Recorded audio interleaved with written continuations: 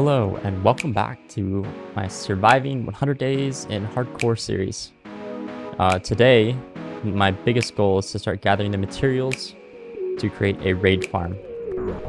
Please excuse the interruption to your regular scheduled programming. Coming here while editing to give you a heads up that plans can change. And you'll just have to stick around in this video to figure out why my plans to make a raid farm have changed throughout this video.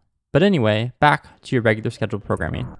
First, I need to gather all the materials, and then we'll focus on building. So the farm design that I'm following was created by Silent Whisper. And the first thing we'll be collecting is 8 stacks and 5 leaves.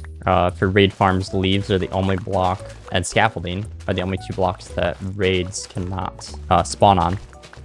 So we need a whole bunch of leaves so we can control the specific spawn location of the raiders. I'm probably gonna blow through shears like crazy. Ow.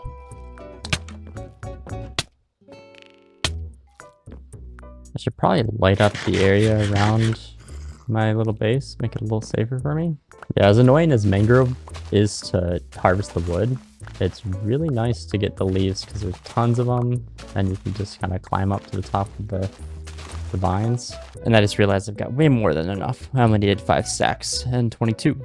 So now I need to grab the solid blocks, which is the 8 stacks and 5. Let me check to see if this drowned has a trident.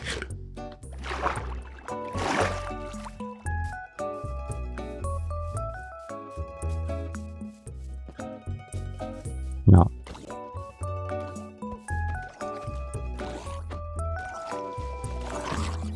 That's going to be the hardest part about building this raid farm using trident killers. I need to get 5 tridents.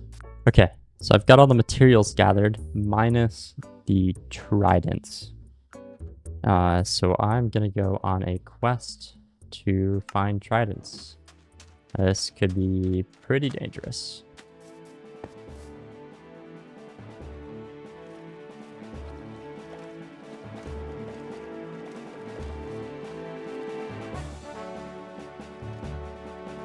Alright, so I think that drowned has a trident.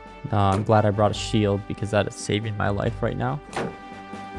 But I think it should be pretty straightforward to get them. Let's hop out of the boat and go get them.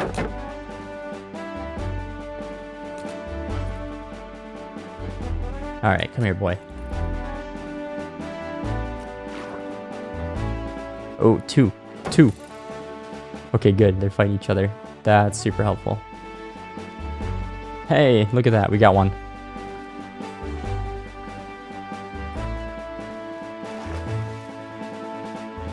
Okay, there's another one. Oh, shoot. Okay, I gotta go get him. Breaking my boat. You're gonna die for that. And I don't even get a trident from you? What the hell? And another. Alrighty, my dolphin friends. Let's go get him. Oh, just rotten flesh. Dang it.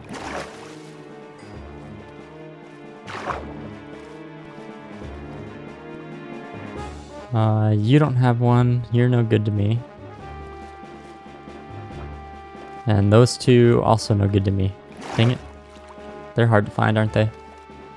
These drowns are not spawning with anything good.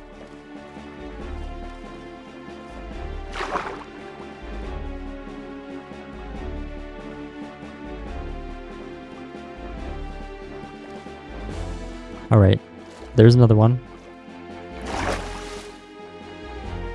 Alright, gotta be careful.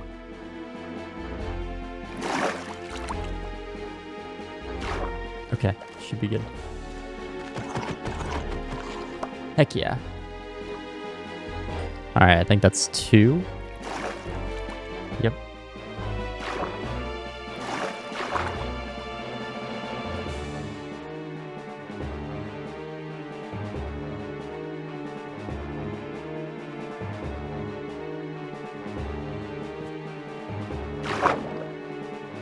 Here comes another one. Oh, come on. Nothing.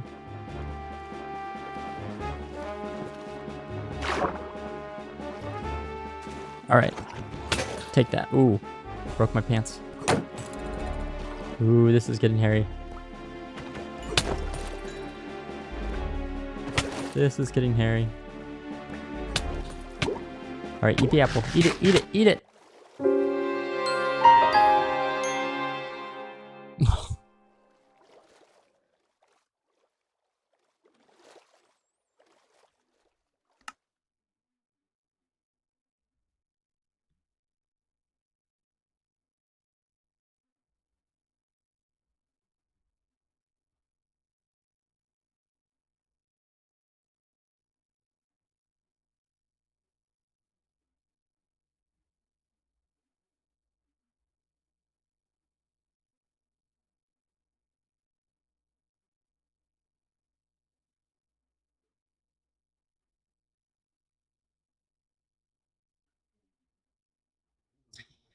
Well, ladies and gentlemen, I'd hate to disappoint, but I have failed. So I think lesson learned here. There's a few lessons I learned from this. One, I need to be a little bit more careful if I'm trying to get tridents. Second, I could probably get a little bit faster getting it into the base and the actual building of my world. Man, I thought I had that golden apple eaten, but nope, not quick enough. Man, that is disappointing. I made it 29 days just about, and got taken out by Trident drowns.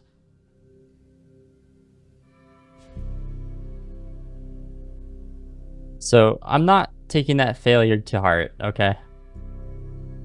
Everybody fails at stuff every once in a while. You know, one of my favorite sayings is fail early, fail often, but always fail forward. So I'm going to take that failure, that 29 days, and learn from it. You know, it's okay to fail. You just got to learn from it and pick yourself back up. And, you know, the goals are the same. Okay, I want to beat the Ender Dragon. I want to take on the Wither.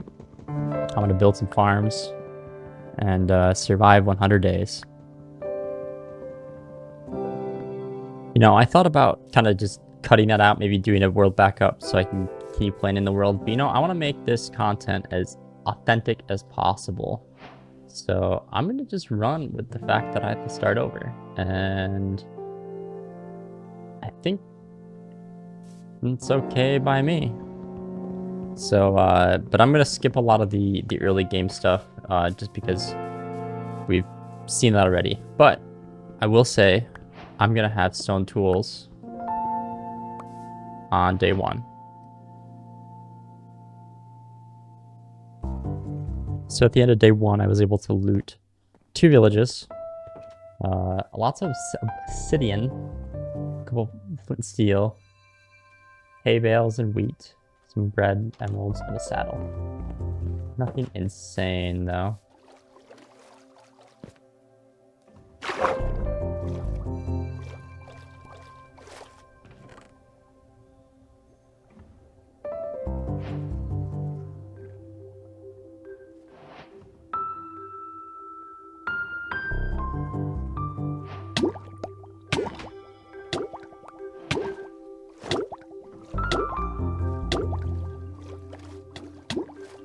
So, almost drowning myself. That would be really embarrassing to lose 2 hardcore worlds within the span of 1 episode. But, decent chest plate. I think that was worth the risk. I think one of the things that I really am going to learn from that previous world is that it's okay to make risks. One of my favorite quotes is, "To live is to risk it all. Otherwise, you're just an inert chunk of randomly assembled molecules drifting wherever the universe blows you." Let's see what you got. So you have an iron axe, which is nice. I also get an unbreaking iron sword. So I think I'm probably going to settle here at this village. The only thing I'm missing is the pillager outpost is really nice, but what's nice about the way that the update is now, you just need the ominous bottles. So when the pillagers come to kind of raid or patrol if I kill a pillager captain, that I can get to the ominous bottles to start a raid when I make a raid farm. So I want to get a Fletcher. That was silly. I think using villagers this time around, actually using them instead of just making villagers, is going to make my life so much easier.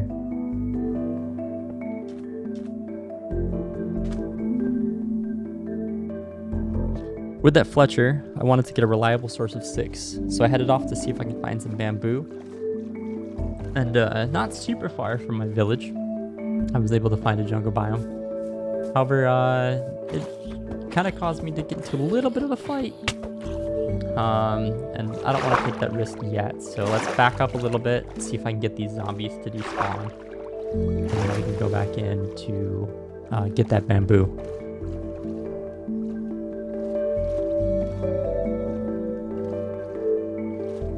Alright, they should be despawned around the bamboo now.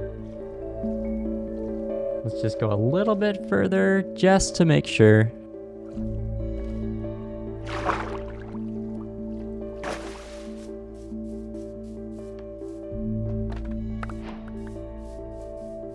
Okay. I got some bamboo. That was a little hairy, but I got it. I'm gonna use the bamboo primarily just to get sticks.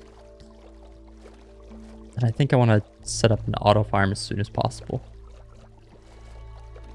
Which means I need an observer. So I'm probably gonna end up going to the nether a lot quicker this time around. So it's day 7, and I think the previous world that I failed in, I lacked a lot of vision and a lot of focus. I kind of had ADHD. So I'm going to really focus in on a specific goal here. And so I really want to use the villagers to get ahead. So I am going to focus on building a villager trading hall and an iron farm. So I went ahead and collected beds from all over around the village. Also going to the village on top of the hill. Killing sheep on the way so I can get extra wool in case I have to craft more beds. In addition to taking the beds, focus on taking any of the workstations as possible, making it so I can get the villager trades to be whatever I'd want. Also, quick plug, this farm was designed by Silent Whisper, link in the description. Alright, quick update. I've got most of the materials. So on Bedrock mode, you have to use 20 beds. So I went and looted both of the villages and then had to make a few extra to get the 20 total beds. And now I'm just making sure I have the rest of the materials so I can start building the iron farm. With all the materials gathered, I started by making a temporary little location to put villagers that I can use to breed. Putting down slabs so they won't interact with glass panes. So when they breed, the baby villagers will fall down beneath the villagers that I'll be placing on top of those glass panes in between the trapdoor.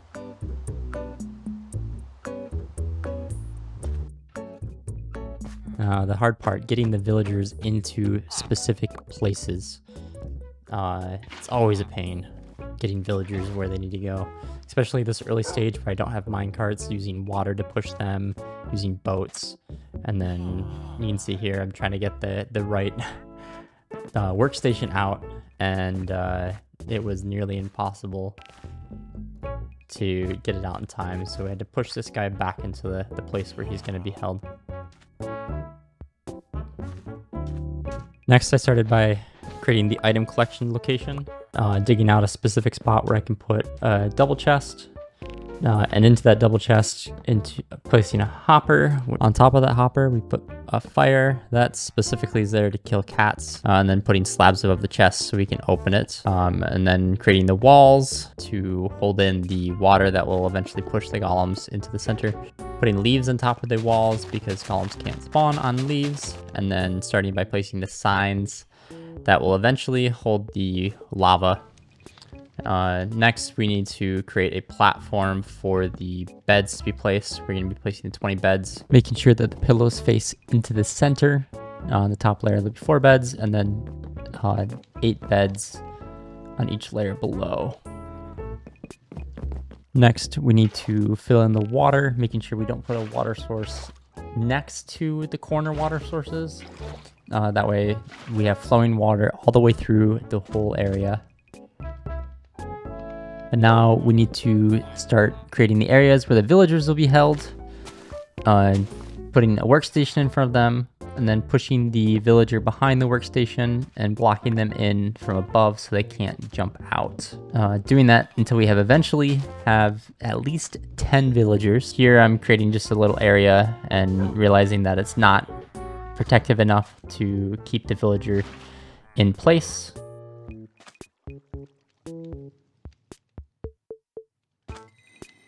Catching that little baby in a boat. And then blocking in the area to make sure no other villagers can escape there so I can keep them controlled a little bit better. Giving these 2 villagers lots of food so they can breed to have more villager babies. This way we can get to that 10 villager count a little bit quicker. And then realizing that I need some lava, and in hindsight I wish I just grabbed it from the blacksmith, but I headed down to the cave where I knew where lava was flowing.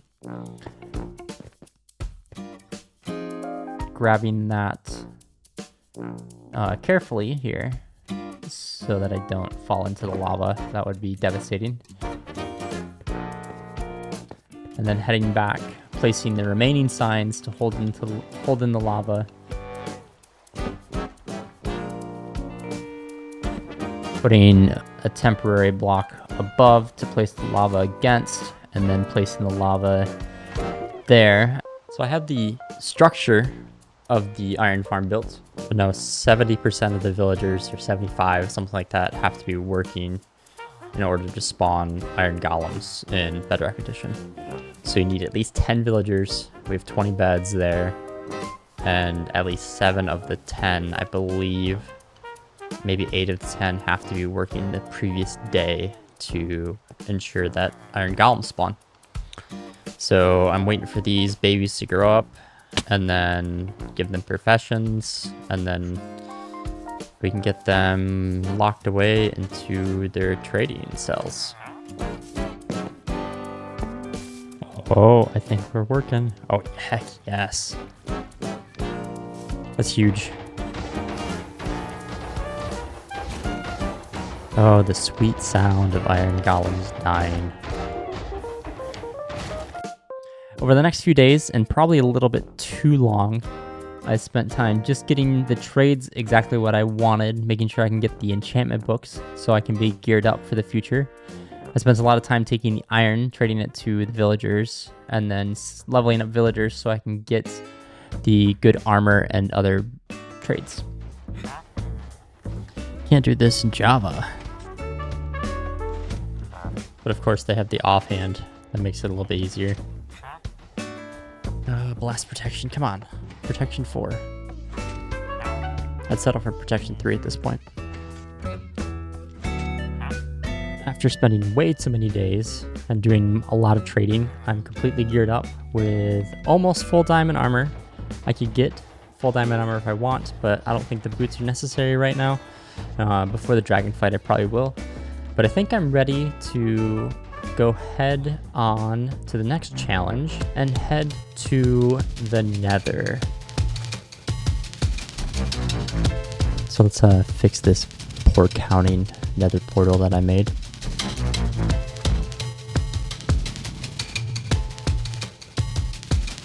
Making sure to leave in some blocks in the corner, or the Minecraft god himself, Etho, will be mad at me.